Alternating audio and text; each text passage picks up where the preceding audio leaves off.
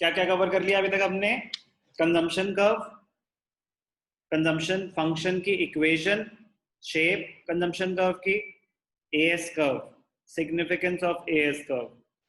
अब हम रेडी हैं समझने के लिए क्या? Derivation of saving function, derivation of saving function from consumption function, derivation of saving function from consumption function। तो सेविंग फंक्शन स्टडी करने से पहले हम डेरिवेशन स्टडी करेंगे, फिर सेविंग फंक्शन के कंपोनेंट्स पे जाएंगे। डेरिवेशन ऑफ सेविंग कर्व एक अलग क्वेश्चन है, डेरिवेशन ऑफ सेविंग फंक्शन एक अलग क्वेश्चन है। तो we are deriving saving function from consumption function. अब इसके लिए हमें क्या पता होना चाहिए? एएस, ध्यान से देखना, एज वी नो, जैसा कि हमें पता है, as represented by Y is equal to C plus S. तो we can say Y is equal to C plus S और S is equal to Y minus C. Now S can be written as y minus c bar plus by। ऐसा क्यों? Since c is equal to consumption function, c bar plus by, तो replacing c by c bar plus by, ठीक है। अब brackets open करते हैं, y minus c bar minus by, तो minus सी bar plus Y minus B Y. बस shuffle किया है, क्यों करा है? प्लेसमेंट समझ आ जाएगी अभी आपको। माइनस सी बार, वाई हो गया common, 1 minus b, 1 minus b. तो ये होता है saving function. Saving function is equal to minus c bar plus y 1 minus b. It is generally written as minus c bar plus 1 minus b y। एक ही बात है दोनों, normally ऐसे लिखा जाता है, y 1 minus b और 1 minus b एक ही बात होती है। मेन पॉइंट है डेरिवेशन, मेन पॉइंट है डेरिवेशन कि सेविंग फंक्शन को डिराइव कैसे करते हैं कंजम्पशन फंक्शन से। तो उसके लिए हमें पता होना चाहिए कि y is equal to C plus s. जो हमारी इनकम है, या तो हम कंज्यूम करते हैं या सेव करते हैं, तो इसी से डिराइव हुआ formula saving is equal to y minus C. C हम पढ़ चुके हैं, C is C bar plus B Y, तो सी को रिप्लेस कर दिया हमने कंजम्पशन फंक्शन की इक्वेशन से। फिर ब्रैकेट्स ओपन करें तो y माइनस सी bar plus minus minus minus B Y. ये रीअरेंज करा है ताकि जो कॉमन चीजें हैं y और माइनस बी वाई एक साथ कर सके, जो कॉमन पोर्शन को हम ले सके। तो माइनस सी bar plus y minus B Y, ये और ये तो एग्जैक्टली सेम चीज है, बस a plus B plus C is equal to A plus C plus B is equal to C plus B plus A. एक ही बात है ना, मैं किसी भी ऑर्डर में लिख सकता हूँ। तो माइनस सी bar plus 1 y minus B Y, तो फिर यहाँ हमने y कॉमन ले लिया, तो y कॉमन ले लिया तो 1 माइनस बी, तो it is written as minus C bar plus 1 minus B Y. ये तो थी derivation of saving function from consumption function. अब स्टडी करते हैं कि ये सेविंग फंक्शन है क्या। ध्यान से देखना, कंपोनेंट्स ऑफ सेविंग फंक्शन क्या है? Minus C bar plus 1 minus B Y. What is minus C bar?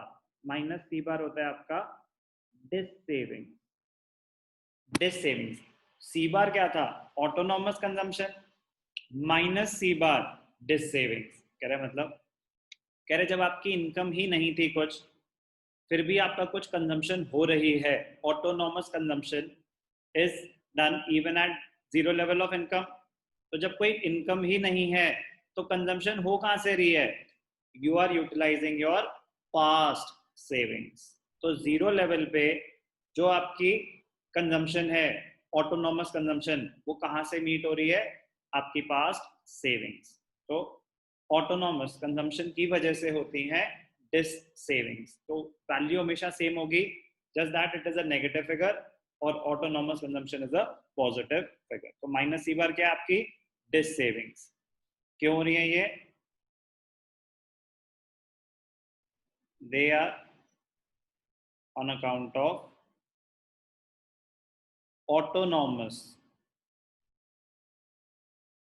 consumption. They are on account of autonomous consumption.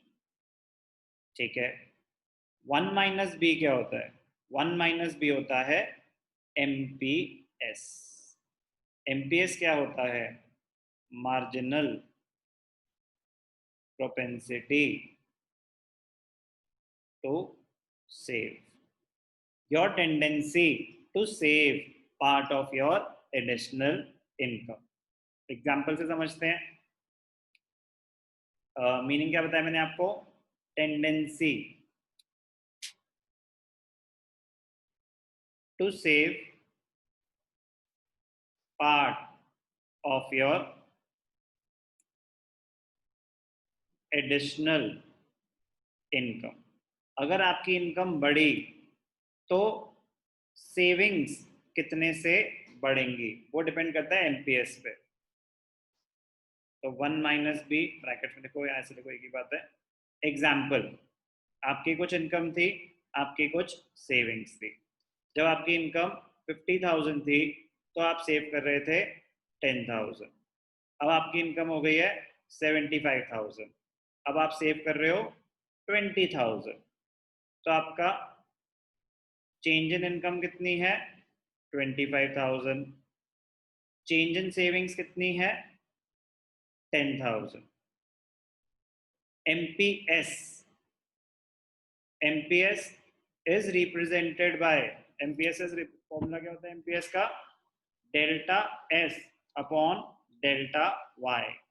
Change in savings divided by change in income. Savings change हुई 10,000 से, income change हुई 25,000 से, तो 2/5। 2/5 क्या होता है आपका? 0.4। तो एमपीएस क्या है आपका? 0.4। एमपीएस 0.4 है, इसका मतलब क्या होता है? ध्यान से देखना।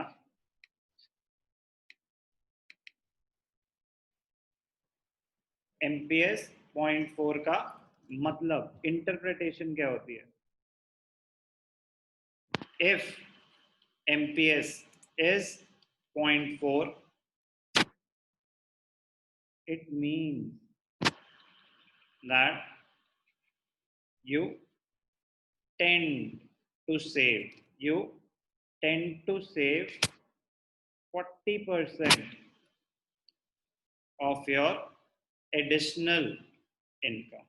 You tend to save 40% of your additional income. ठीक है, पूरा डिटेल में कर रहे हैं। तो क्या स्टडी करा हमने? डिराइव कैसे करा सेविंग फंक्शन, समझ आ गया। S is equal to minus C bar plus one minus B Y. एक एक करके कंपोनेंट्स अंडरस्टैंड करें कि माइनस सी बार क्या है।